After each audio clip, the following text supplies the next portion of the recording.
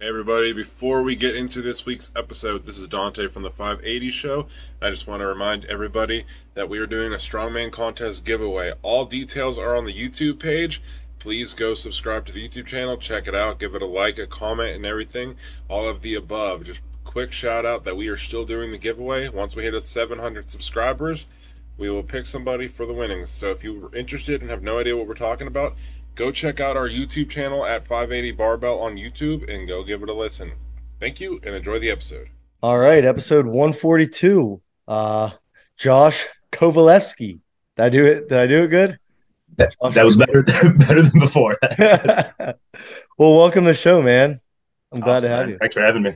So, just a little intro. Obviously, the Arnold World Champ at 80 kgs this year, two-time top 5 at Worlds, and just a super accomplished lightweight strongman. I think the first thing I wanted to say about you as a competitor is myself watching you. I'm trying to think how to say this. Is your growth has kind of been, just looking back at your old training videos, everything has been like a really organic and slow growth. And I think that's more true to the common strongman, if that makes sense, versus someone that just kind of bursts onto the scene. And people may see someone like you, top 5 at Worlds, winning the Arnold, and think, oh man, like I'm never going to be able to be like this guy because he just is so strong and impressive, which you are. But like I was watching old videos of like you in like the beginning of 2017, like just starting, you know what I mean? Yeah. And I think it's really, really cool to see an athlete like that, of the really, like I said, organic growth. So can you kind of talk about just like what it's been like these last like 6, 7, 8 years of getting to where you're at now? Yeah, man. Yeah. It's really funny. I always say like I've been training for a really long time, like athletic throughout my whole career and everything like that. But and weights are always involved in some aspect of my life. But it was back when I did my first competition, it was like it's like you say, it's so funny looking back and just seeing like the way it goes. My first competition, I had never put tacky on in my entire life, and we had a stone to shoulder, like just being so unprepared.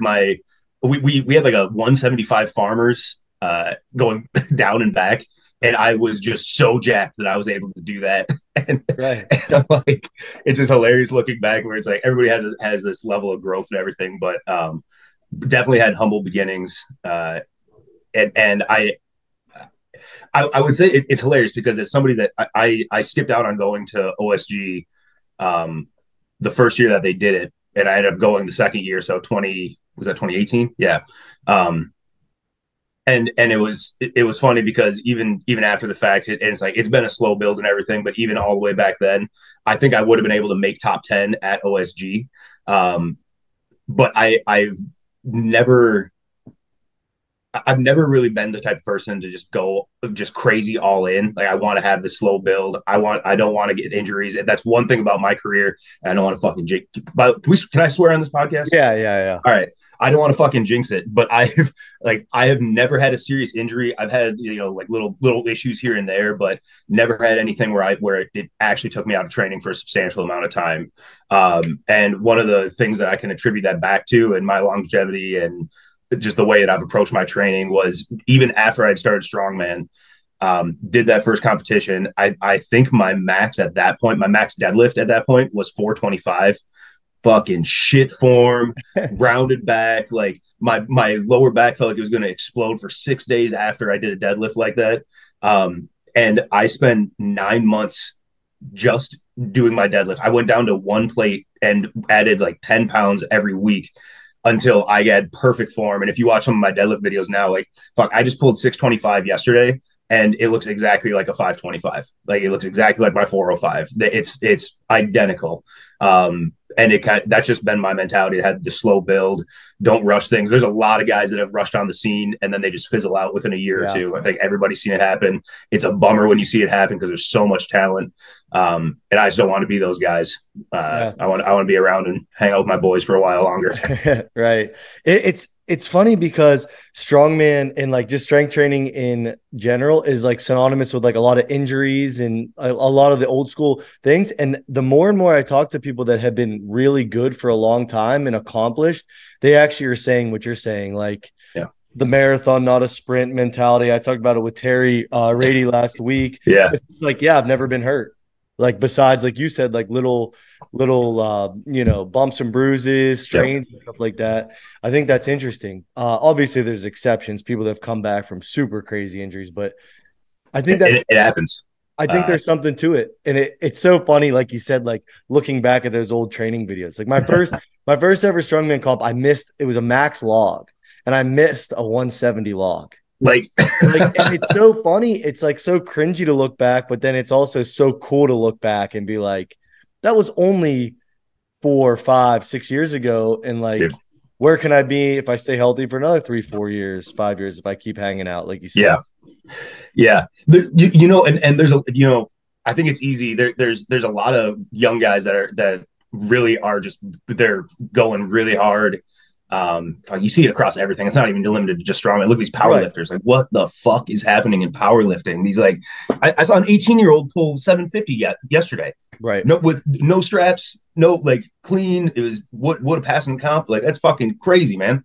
But in our sport, at least, look at a lot of like where a lot of the success has been. I mean, like Tommy was damn near 40 when he won OSG, right. Like Nate wasn't a young buck back when he won. Like the people that are really at the top in our sport, like, there's a couple of those young guys, but look at Richie Stout too. Richie Stout's been around. Richie, forever. Man. Like even like other classes, like Andrew Clayton, like he's still kind of young, but he's the weird guy that started strongman when he was like 14 years old. Yeah.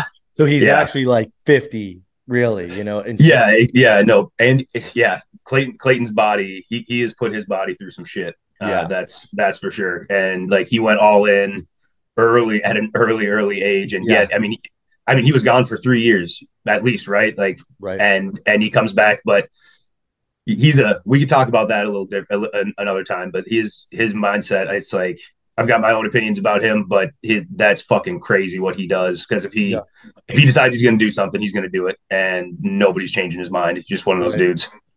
Yeah, and you mentioned when you were talking about like even before strongman, like weights have kind of always been a part of your life. Yeah. What was kind of like your background like leading into strongman? Yeah, so leading into strongman, I actually played football at a collegiate level for a couple years. And back at that fight, I mean, full disclosure to everybody, I've almost had the exact same body now as I did when I was, 18. So like I weighed 180 and I was, 5'6" and 6.5. I'll call it 5'7" on a good day. And playing collegiate football I played D-back. 5'7". People that are 5'7" don't usually stick around too long. So I got my playing time. I got my experience in it and everything. But I was a gym rat. I was always in the weight room. The year before I stopped playing, like we did our testing day, and I was the only freshman that I put up 225 for 18 reps. And the only guy in the entire team that put up more was a guy that ended up getting tryouts with the NFL, and he got 19, and he was a D lineman, like a 340 D lineman. So like I've always had this level of strength. Like I wouldn't say my genetics are great, but if you look at my parents and stuff, you wouldn't say like, well, that guy, like I bet their kid is just a monster. Like that's not the way it works. Yeah. So there's been a lot of time in just like an athletic background. So I think that's shit. People like Mitch Hooper, very good example of that. Like he was a runner before this. Like very few people that are successful come in without a background out of like, football, soccer, rugby. There's a lot of these guys coming in, and they're the ones that are the freak athletes, and aren't the guys that are just huffing and puffing while they got to do a 3-unit medley, Right. So what was your intro then to strongman? Like, how did you, bro? I was hoping you're going to ask me that. Yeah. So my introduction to strongman I'm going to shout out my mom here because she was the one that put me onto this. Like back in like when I was a kid, I used to watch World's Strongest Man like when I was 10 years old, just watching, like Marius and Yeah. Brian Shaw was on the Like scene. the Christmas Eve time when it was like it would be on ESPN or whatever. We had that shit on ESPN too. Like anytime it was airing, I would end up popping it on. Like it was that type of thing. Yeah. And like it was crazy. So I was super into it when I was a kid. And I would love watching that stuff. And then I just never like kind of fell out of favor. I started playing football and whatnot. And then I find out that there's like I saw a poster at my gym back in Minneapolis. Shout out Los Campeones in Northeast Minneapolis. And they were putting on just this janky in the park show, like fucking Atlas stones on grass and stuff like that. And like, but yeah, everything was on grass. It was just wild. We had a barbell max clean and press, and I had no idea how to clean a bar at all, like that type of shit. Yeah. And so like that was my first contest, and it was the week before I got married. And my one requirement for my wife was just don't get hurt training in it, and don't you dare get hurt at that competition. Like I need you to be able to walk. So we made it through that one, and that was when I started finding out about USS. Kind of went down that path for a few years. Found out about OSG, and yeah, kind of rest history. I don't have one of those. The typical story where somebody's like, yeah, I signed up for like 10 competitions and I just couldn't stop competing. It was so much fun. Yeah. I hate competing. Competing is not why I do this. Like it's that day of stuff. It's just it's a showcase to get it done. But by the second event, I want to get it done. And that's why I work so hard, because it's faster. I can just say like, I gave it my all and I'm done with this. Like the happier I am. So is that more that you enjoy like training and the process of it? Yeah, like I really like the training. I like the process of it. I really like the peaks and valleys that come with it, right? I think that's something that as you mature as an athlete, it's a big deal, just kind of taking those as they come, because these valleys aren't necessarily a bad thing. It's just like what comes with strength, your cycles, and like how your training's going, everything like that. So it's just that's made me a lot more like mentally strong and being able to focus on the right things at the right time. Like kind of like we were talking about before, just not rush it, Right. Do you train with a training group? Do you train alone? Do you train? So previously I did, I trained. So at the beginning of my career, I started just training at a gym. And there were like a handful of other weirdos doing strongman with me there. Yeah. Nick Gagnon. Oh, wow. I didn't know. Yeah, that's that. So kind of crazy. People don't really realize that like two of the best lightweights in America, like we're not necessarily training partners, but we train together plenty of times. And wow, that's cool. Yeah. I just now realized, I just put that together that you guys are right from the same area, because you're from Minnesota as well. Wow. Yeah. Yeah. And he's like, I think he's one guy in the class that does not get talked about at all, like on podcasts, on anything. I think it's just maybe because his low profile, whatever. I'm so thankful that I did get to compete with him at in 2021 Nats, because it was funny. I went up to him and I was like, he was like the guy I watched when I first found out about strongman, because you start watching people your size and stuff, and he went on that tear at nationals for so long. Dude, was it 4 years in a row? I think he won. Yeah, I think he won at least 4 years, and it was all in a row. Yeah. And if you watch the guy train, it makes no sense. So dude. I mean, but maybe it does make sense because you did it and you're also incredible with all the same stuff he's incredible at. Like I watched him. What did he do? Sets of like 20 sets of 10 or 5 on log, like just over and over and over, like just the craziest amount of volume I ever saw. And he doesn't. Listen, I'm not trying to shit on him at all. Yeah. His training makes no fucking sense. None. Don't get it. There's people it like that though, right? It doesn't matter because it makes sense to him. He's put in the time. Like he's not just some idiot going into the gym and just throwing shit around. He goes in there with a plan. The plan just makes no sense to anybody except for him. And yeah, he's doing 20, 30 sets of log at like not light weights. He'll do sets of 5 at like 250 clean each rep. It's just fucking nuts, man. He doesn't quit. Everyone looks the same. One of the best log presses I've ever seen in my entire life. And he is too. It's like, I mean, and then you're thinking about like 150 reps, clean and press every rep at that weight. And like, if you do strongman, you realize how crazy that is. Yeah.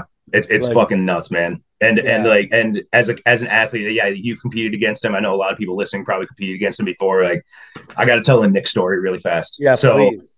So OSG, that was 2019. So OSG in 2019, the year Tommy Lavelle won, I was at the top for almost the entire weekend. And going into day 3, me and Tommy were like, I think we had like a half point split between the two of us. Nick, I had seen how crazy Nick had been training. Like, he was peaked and ready to go. But he just had underperformed on a couple of like little things here and there, dropped a couple points. And that night, he still made finals. He was convinced the night was just done. And we were crashing together. So we had a room together along with one other strongman. And we're all like hanging out. We get dinner and stuff. And then Nick, before we go back to the room, he just decides he's going to go for a walk on the beach or something, right? And he's just going to kind of clear his head and everything like that. And I don't know if everybody out here knows, but Nick's nickname is the Nightmare. Nick the Nightmare, right? Yeah. And that he comes back at it had to have been 2 or 3 in the morning. Like, it was late, and didn't say a word to anybody. Just went to bed, and then the next day he just fucking annihilates finals, like absolutely annihilates it. And and it goes from, I think he was in like 7th or 8th place, ends up taking podium, like huge comeback. And I'm just convinced that he made a deal with the devil on the beach that day. Like, he summoned the actual Nightmare, and that guy came through, and that was incredible. Did you ever ask him what he did when he was like gone that long? I'm a little afraid to ask him, man. Yeah, I would be. I don't know what happened. Like, it's so funny because like I said, I started watching him because like when you get into it, you're like, oh crap, there's like the Arnold and stuff like that. And I would see him, and the guy was like mysterious because like he didn't have a social media or anything like that. So yeah, I'm glad you mentioned him, because he's like, I think he's one of the guys when you talk about like really great lightweights that have done it for like 10 plus years. Yeah. He needs to be mentioned. Yeah, he doesn't get the credit he deserves. And it's crazy because it probably comes down to just his Instagram following or his presence. Yeah. So stupid. Man he has a podium at OSG, Arnold win, like he got 2nd place in Arnold, 4-time national champion in a good weight classes. Like, not at a time when the weight classes started to fall off a little bit at the national level. Like, and he even the year that I think the year he was like really hurt, he was still like top 5 or 6 with like the year Andrew Hanus won. He was beat. He was really hurt, like really, really hurt, and he took that into OSG too. And yeah, man, I can see him making a comeback. I know. We don't have to talk about him too much, but I know that he's ready to come back whenever he wants to. I think that he's getting his mind right, he's getting his body right, and if he decides to come back and compete, he's going to do it, and he's going to really surprise a lot of people that don't remember him. Yeah, I'll be excited to see that. Yeah. The main reason having you on this week specifically is because next weekend, if you're listening when this drops, is the Pro Strongman League 80 kg World Championship in Huntington Beach, California. So the lineup came together, and it's a pretty crazy lineup with yourself, Dean, McVie, who's podiumed at OSG, just won Britain's strongest, or just won OSG Europe's. Yep. Richie Panganaban, another tough name to say. I think I said that right. Maybe. Panganaban. Me and Ricky are going for it for the hardest name to in strongman right now. And he won OSG in 2021. Yep. So podium in 2022. Yeah. So an insane amount of people, and also probably he might have won Clash. Previous to Pro Strongman League was Clash. If he didn't have a mishap on the stones, which I was when I was watching, I think it was cramps, maybe something like that. But I think honestly, I think probably could have won Pro Strongman League, Clash, whatever you want to call it, last year as well. So, how are you feeling for that show? How are you? Dude, we're feeling good. We're feeling great. Yeah, man, we're feeling really good right now. I think my peak is hitting at the right time, right ahead of OSG. I switched coaches and joined the MST systems. I was going to ask about that. Yeah, man, we'll talk about them too. great guys. I think that they've really kind of diversified the way that I'm training, and Danny Ashcroft will know this, my coach, but I'm training less than I ever had before, and I'm getting stronger than I ever had before. Which at my age is definitely something that's very helpful, like training less and getting more out of it. Right. So I appreciate that from him, like more than anything, just being able to hack my body and kind of listen to the way that, just the techniques that we need to use. And, yeah, man, they're great. So feeling good about PSL. I think they're really, really good events for me. The lineup's awesome, but, can you run through the event? Can you run through the events real quick? Yeah, let's do it. I'm going to try not to forget any, because this is, full disclosure to everybody on here, I am fucking terrible with like reading rules and stuff. I see the event and I assume what the rules are. I just use common sense, and sometimes that's not the way that it works. Yeah. I know there's the axle clean and press ladder. Yep. Axle clean and press ladder. We're going 235, 255, 275. I think that's gonna be a great one. I think there's gonna be a few of us getting some good reps there. So is the last bar for reps? For reps, clean once, you can drop it and repick it, but you can clean. So that should be a really good event for you. So that'll be good. That's another thing too I didn't really mention because I kind of at the beginning just breezed over your accomplishments. Yeah. I remember I had seen your name and heard of you just talking with other guys and watching some of the bigger shows like OSG, but you won the Viking press at OSG last year. And the year before, last time they did Viking press. Because I was watching it and it just, you blew everyone out of the water pretty much on that. So you're a really good presser, I guess is what I'm trying to say. So yeah, well, I appreciate that. Yeah. So yeah, that for reps, 275 for you, that should be a lot. I don't want to say reps that you're going for because listen to this, but that should be a really good event for you. Yeah, that'll be a good one. We're definitely gonna be pushing on that one, but it's going to be this is going to be the tough thing about PSL is it's just with that first event, especially just what your draw is for that first event, what order you're going in, because between Dean, me, and I know damn well Ricky's a good presser. So I think that there's a huge opportunity for people to get reps there. I know people are going to get reps on the 275, and I'm just going to make sure I'm one of them. Yeah. And just to kind of back up what you're saying is the way that Clash and PSL has always done their thing. I actually love it because everyone, I like it from a spectator. I don't know how much you like it but at the beginning of the day, everyone has a number and you pick a number out of a hat, and that's literally the order and the pairing you go in. Yeah. So for the whole day. For the whole day. I don't know if I like the whole day. I don't think I like the whole day. I like that for the first event. Yes. I actually 100% okay with that. I actually bit my tongue when I started saying it because then I realized it is actually the whole day. And I would prefer if it was – I like it for event one because you're not catering. The thing in strongman is always at the amateur level, and I get it. You cater to who signs up first. It's fine. Yeah. And that's a promoter. Yeah, as a promoter, and at the amateur level, it's like you're trying to get people in. And the first event, see, the way I do it is typically the first event is usually a max. So I try to tell people it really doesn't matter anyway.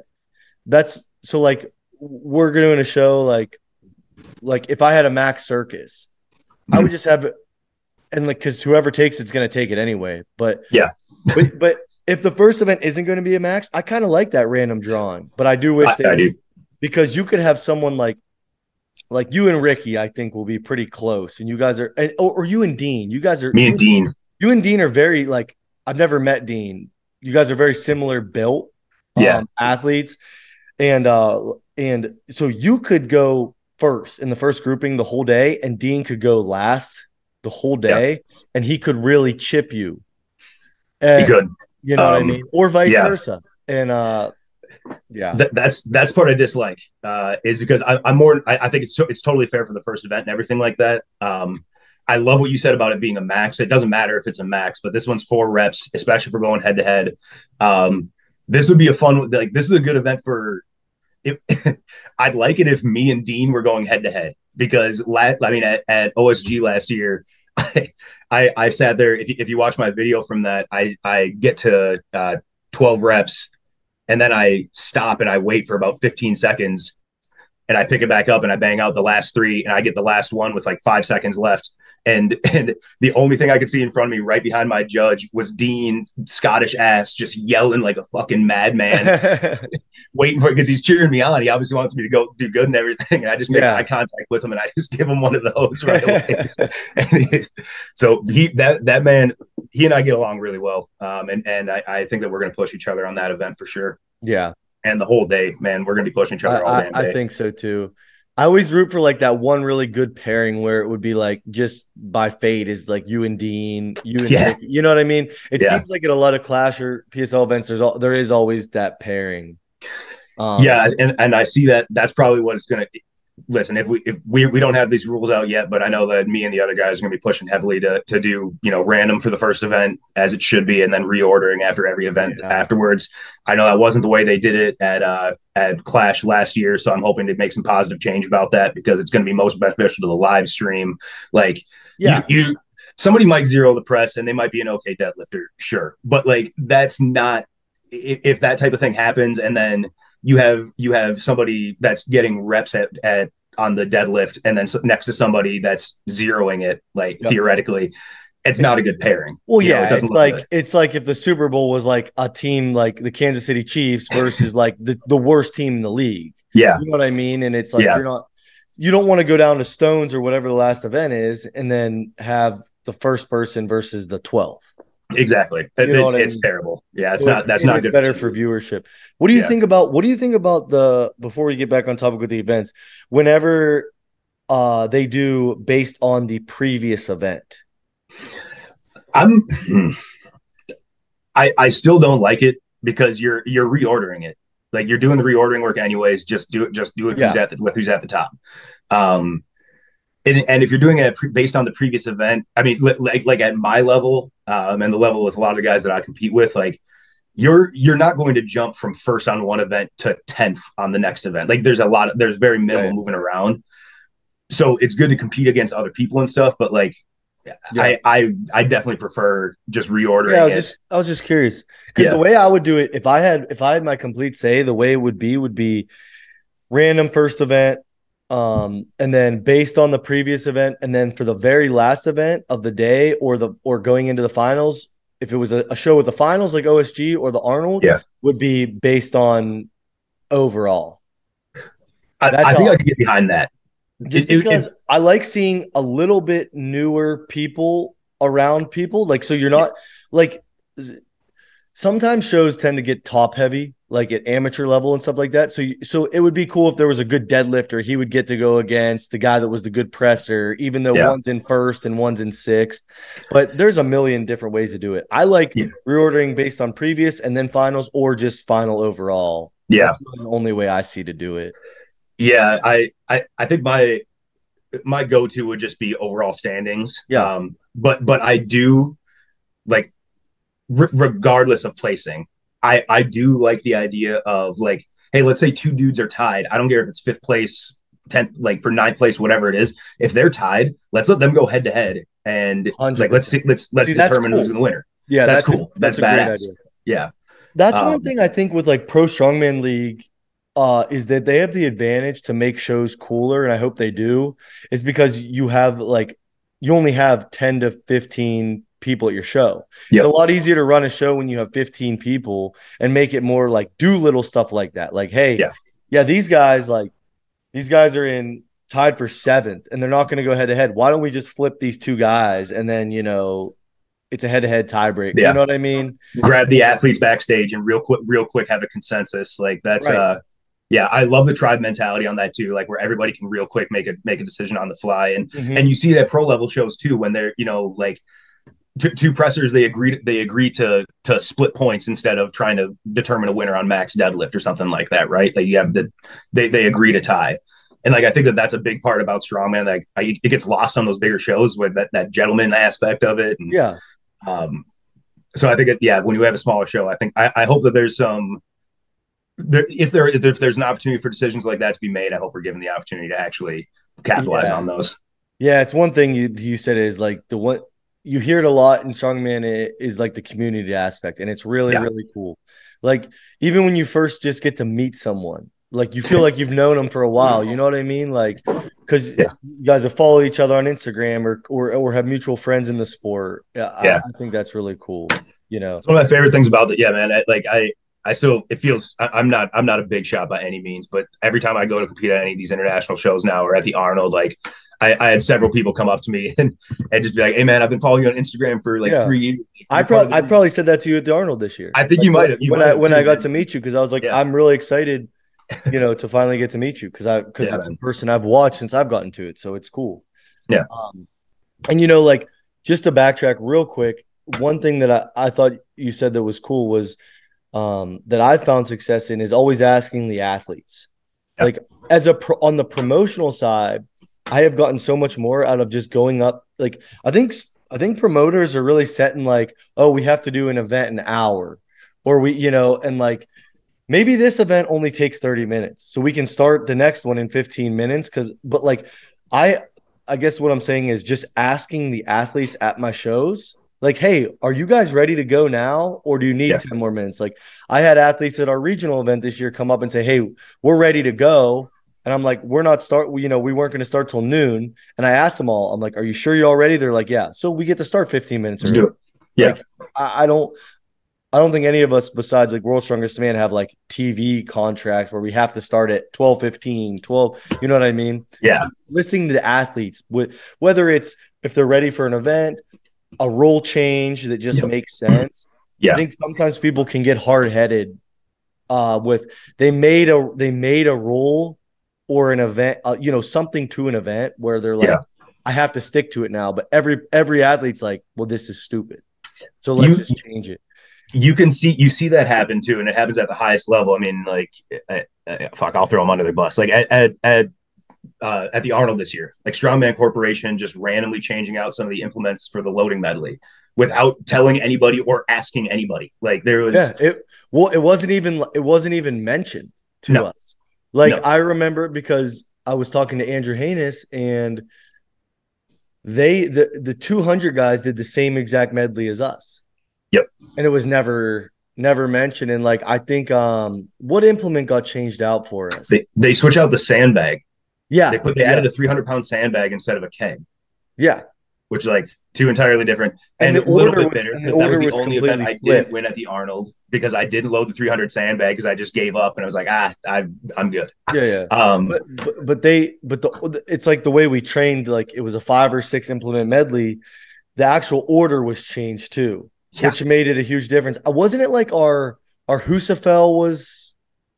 I forget what it was. Maybe it was the keg. There was a couple changes to it, but little stuff like that, and it stinks. It makes you realize how far we are still from like a mainstream anything, because technically a world championship, an amateur world championship, and stuff like that still happens. Just little things easily avoidable. We were all warming up for overhead with a football bar. That Alec Patron stole. Shout out to Alec for doing that. Got a few tricep extensions. Came over to me, he's like, should I take it? I'm like, sure. So I just blame him for stealing it. But yeah, man, it's cool. But let's get back to PSL real quick. So axle clean and press ladder. What else do we have? Do they end with the stone event? So they're gonna end with stones, so stones will be last. That's kind of PSL Clash's thing now. Yeah. I actually think let's talk. Well, once we get down there, we'll talk. We'll talk about their. I want to talk about the approach to that because it seems like it could be pretty cool too. Yeah, I agree. So I don't know what the orders of the order of all these events are going to be, but I know the next one is we got frame for distance. So it's a 70 foot run, 600 frame, I believe. Mm-hmm. Again, that's going to be a great event. It's going to be really good for me. I've worked on my foot speed. I don't walk like a dickhead anymore. I actually take real steps. So I'm shaving off like several times off of my farmers and yoke times, all my moving events. So that one's good. Super solid dudes competing for that one too.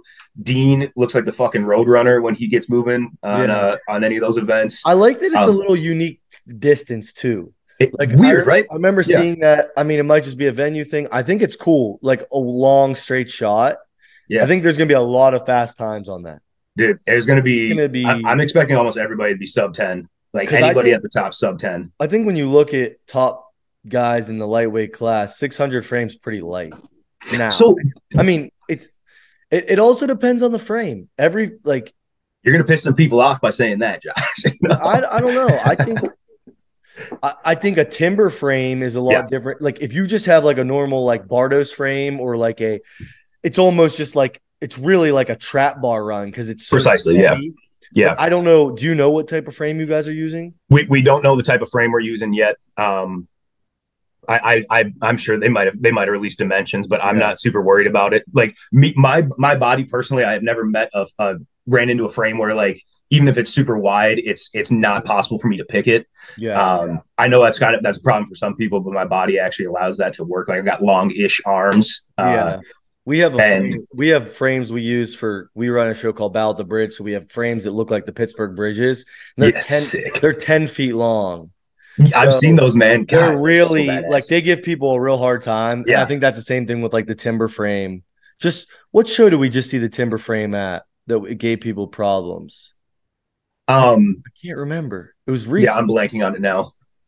Was it Europe's? Was it those were farmers. Britain's Strongest Man, maybe? Yeah, at Britain's they couldn't pick it or they couldn't hold on to them. Yeah. So I'll be curious for that. I mean, I think if it's a standard frame, like you said, I think like the top 10, it's like 15 guys, right? I think the top 10 are going to be 11 seconds, maybe and under 10 seconds. And one of those events that are like literally a half of a second can cost you 3 or 4 places. Those splits are going to be crazy. You drop that thing, you're probably not going to be you're not going to be at the top. That's for sure. Yeah, and I don't think it's necessarily too light. It's just the level that lightweights have gotten to. Yeah, and I hate to be that guy. Like I really do.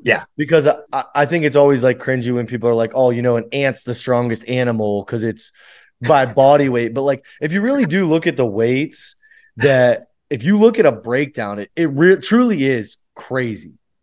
It is on the world level. If you take a percentage, and I've done it because I'm a nerd with this stuff, but like if you take a percentage, there's times where per body weight, like for a press, and I'm just extra salty because I'm a horrible presser, but the weight for the press is 10% or more higher than our body weight than any other class that's competing, which is wild. But that is. But go on.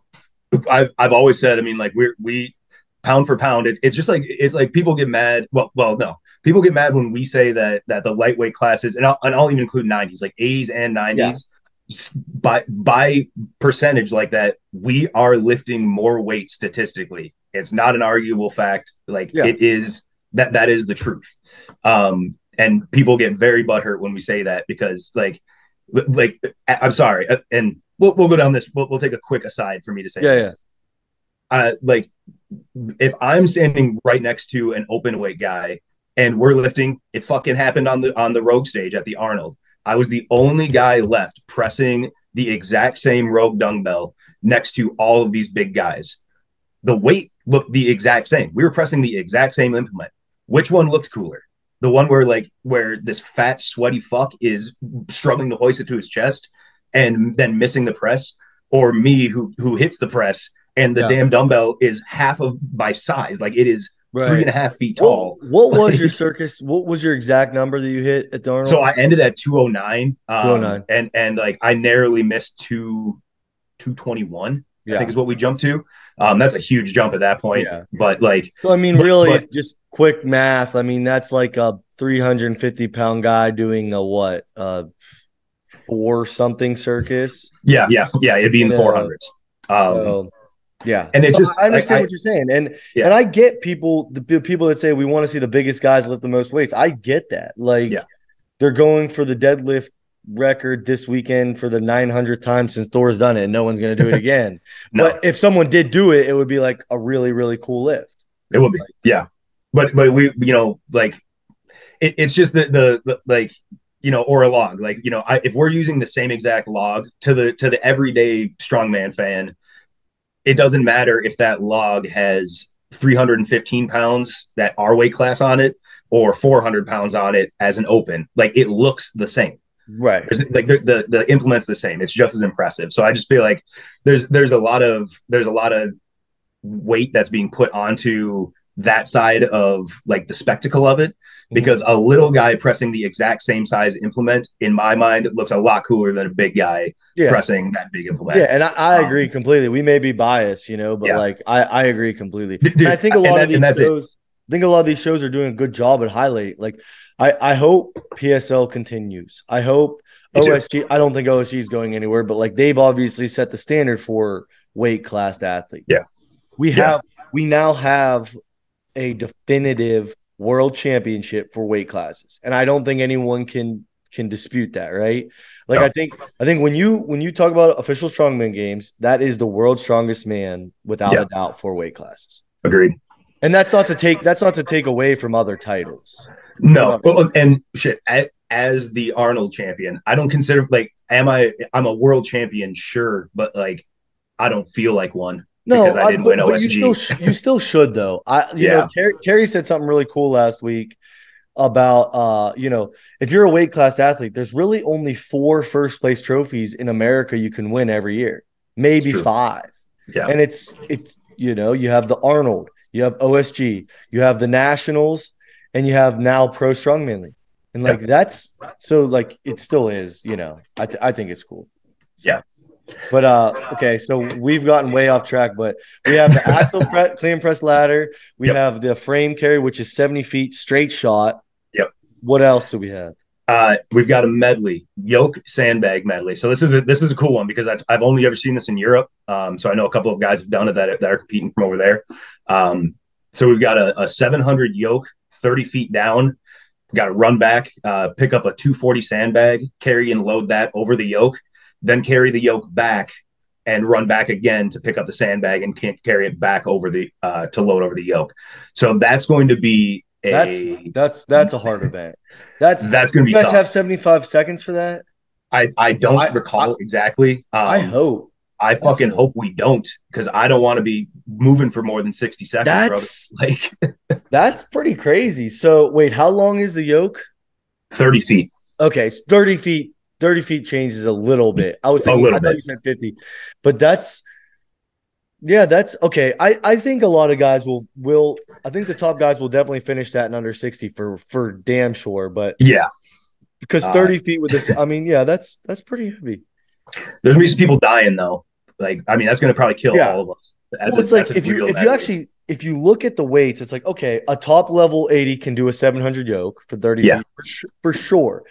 And a 240 sandbag is like nothing for our class now. No. But it's the transition of the medley. Like, I that's one thing I hate when people look at a medley, they're like, oh, these weights are easy. But then it's like, well, but you have to do it all together. So that'll be a really tough event.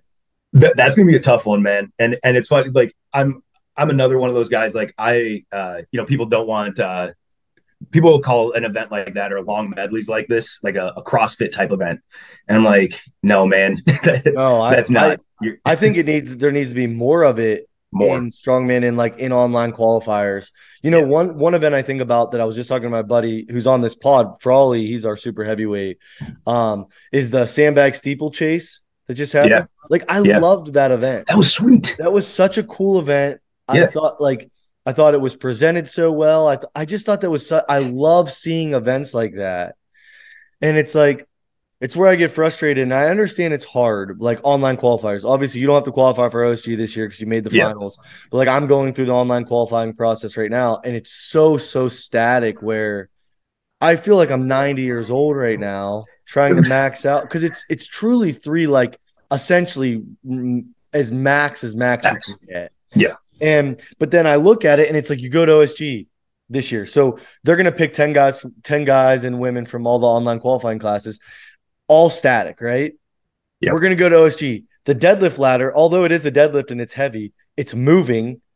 There's a Go Ruck survival challenge that we don't know anything about yet, but I'm assuming that's going to be very cardio based. Yeah. A carry event, like a frame into a thing, which is moving. So it's like, you're moving.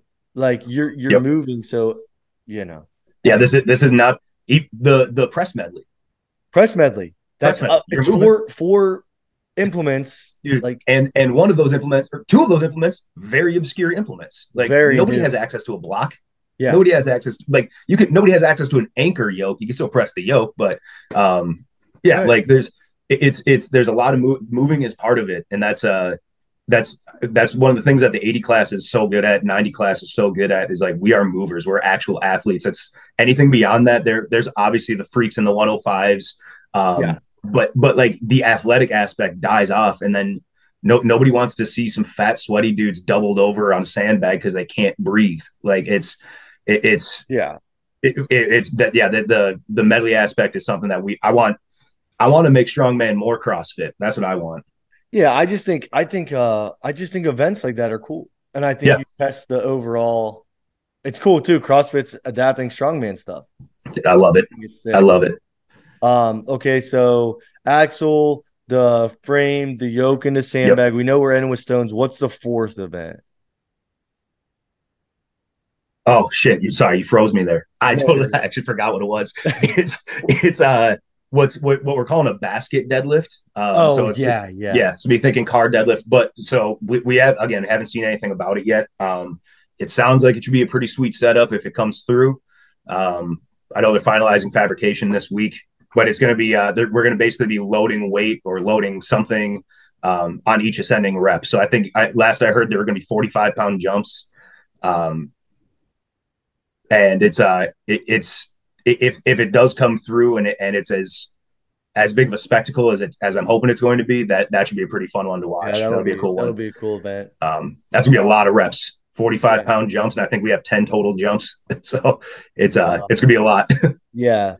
And then we talked about it briefly, but the way that PSL Clash has always ended their shows has been like their kind of patented stone event. Yeah. Yeah. So it's a stone over bar. You know, if there's 15 people, 15 and 14 start head to head. Yep. And then whenever one of them miss, the next guy jumps in, you can keep going. I really do like that event, especially for their setup, because you only have to worry about picking one weight. For like a local show, you know, you can screw up one weight of one class and a group can go for an hour straight. Yeah. I just saw it at Yeah. a local contest 2 weeks ago. That's one thing I pointed this out to the organizers even when we were doing this, and with this setup, like theoretically you could have 10 minutes in between the time that you do one rep. If you go first, by the time you get around again after all the other 15 guys have gone, you get 30 seconds. So you guys are doing it that way. Yeah, that's the way it seems like it's gonna be. So that's different than what I was thinking. Yeah. So, I think so 15, 14, 13, 12, everyone does a rep. Yep.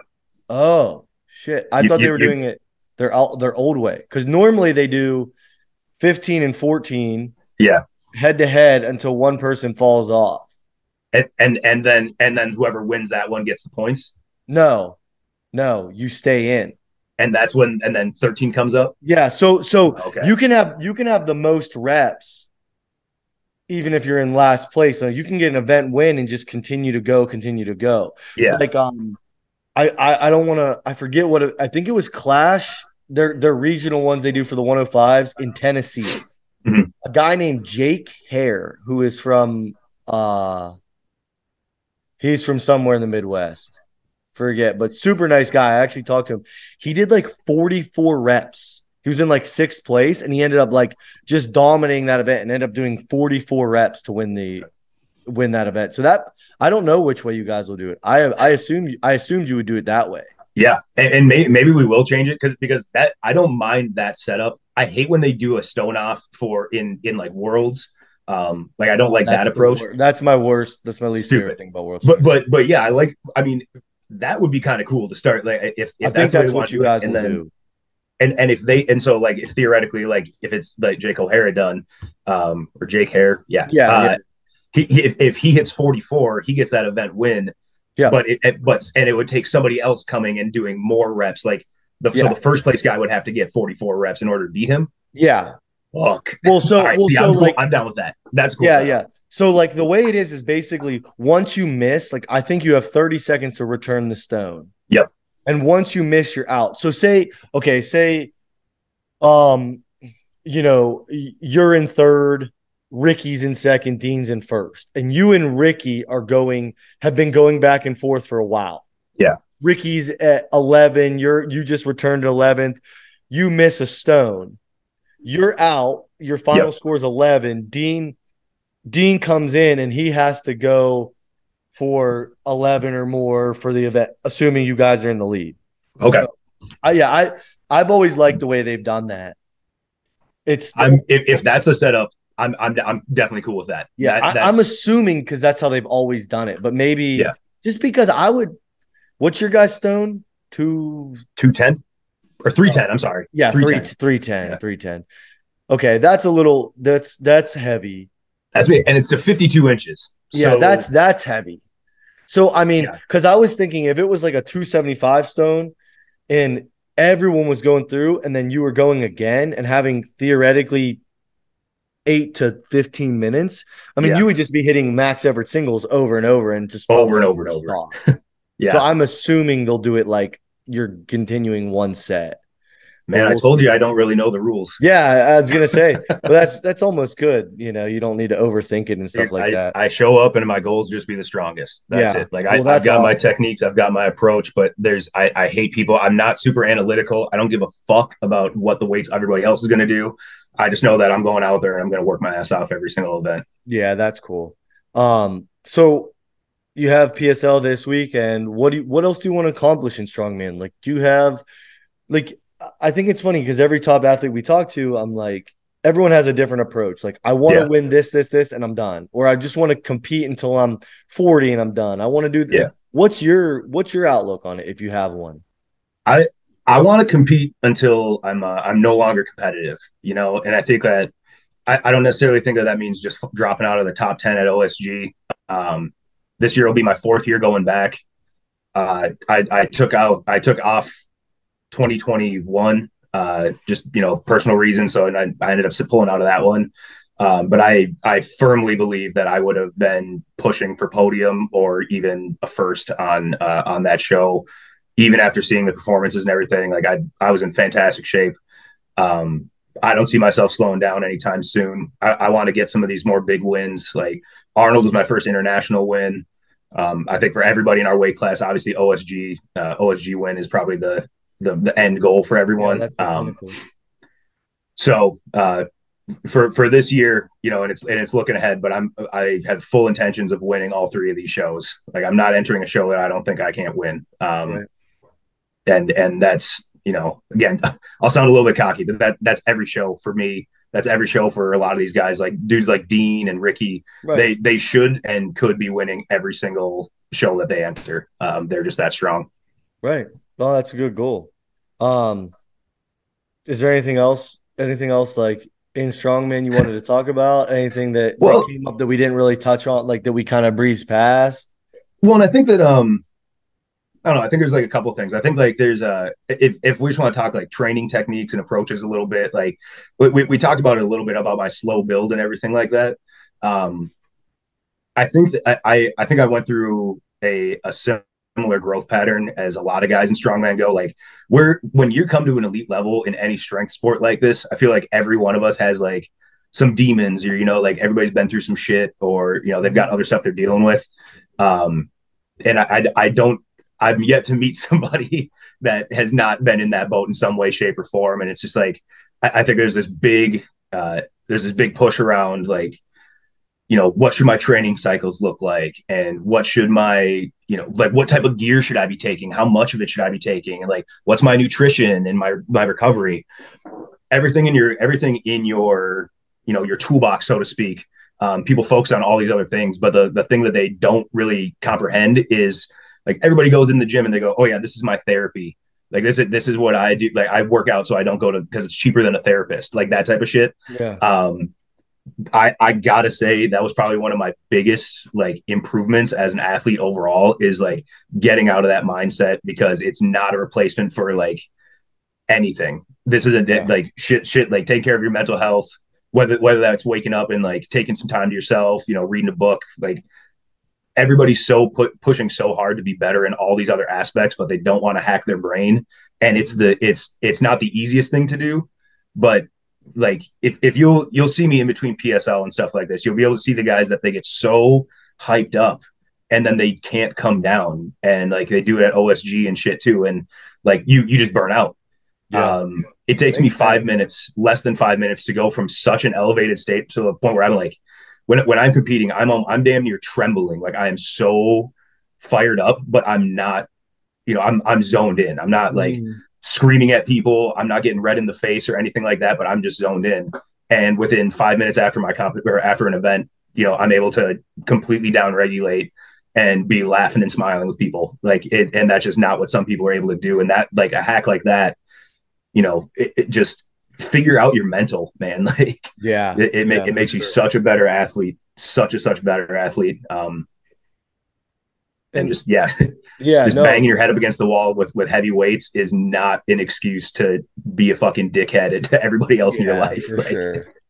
No, I think the people that are dicks typically fade out. I'll be honest. They do. For the most part. It's crazy how many like awesome, nice people I've met in strongman comparatively. Like there's even some people that were pretty bigger name coaches last year where they're making big waves in the coaching scene this time last year. And I haven't heard a damn thing from some of these people because they're not necessarily welcome by a huge conglomerate of the strongman community, myself included. So I like to live a little bit of street justice in our, in like strongman, like assholes are not welcome. They get faded. They get phased out. Yeah, for sure. Yeah. And you mentioned that we kind of breezed over MST systems. Yeah. And they've kind of there's so many good strongman coaches out there. I would like to get one of those guys on here. But they've kind of taken over a lot of stuff in strongman coaching. It seems like they're really popular. Putting out a lot of awesome content, a lot of top level guys going to them now. What's that experience been like for you? Like, it's been really good. So I've had a handful of coaches throughout my career. Everybody has their different approaches and everything like that. This is definitely my first like full blown hands-on, like very hands-on, talking like technique breakdowns, check-ins every single month. And not just a, hey, how are you doing? Like we're talking for an hour long about everything that's going on, where we're at. So it's MST is really, really good. I would actually, I'll do a shameless plug for them because I would recommend them to everybody. If you're a beginner strongman listening to this and you're just trying to get into the sport, they have an app that gives you, your 12-week workout or 12 weeks of like standard beginner strongman workouts. They give you detailed video breakdowns. And it's like $30. Like it's not a lot of money. I would highly recommend starting with something like that. If you go further into this and like you're at an OSG level, I would definitely say that they have plenty of people that are not. Obviously, that's where a huge part of their business is non-elite level competitors. But the reason that there's so many people coming to them right now is because of the success that they've had at an elite level. I know like Tommy was with them is with them right now.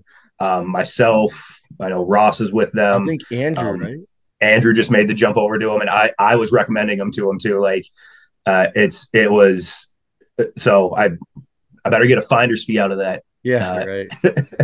If you're watching, Shane, I better get a finder's fee for that one. But no, they've got elite guys, and shit. They've even got I don't know their full roster on the women's side, but I know they've got very, very elite people on the women's side as well. Some strong ass chicks. Like, so I think they're going to be rolling in like 15 deep at OSG this year. So, man, their styles that they do, there's a lot of like heavy focus on warm up and like neural priming. And like I mentioned earlier, like my mental hacking and like, down regulating. Every session they have a very detailed, like do this to down regulate for 5 minutes, take breath work to calm yourself down.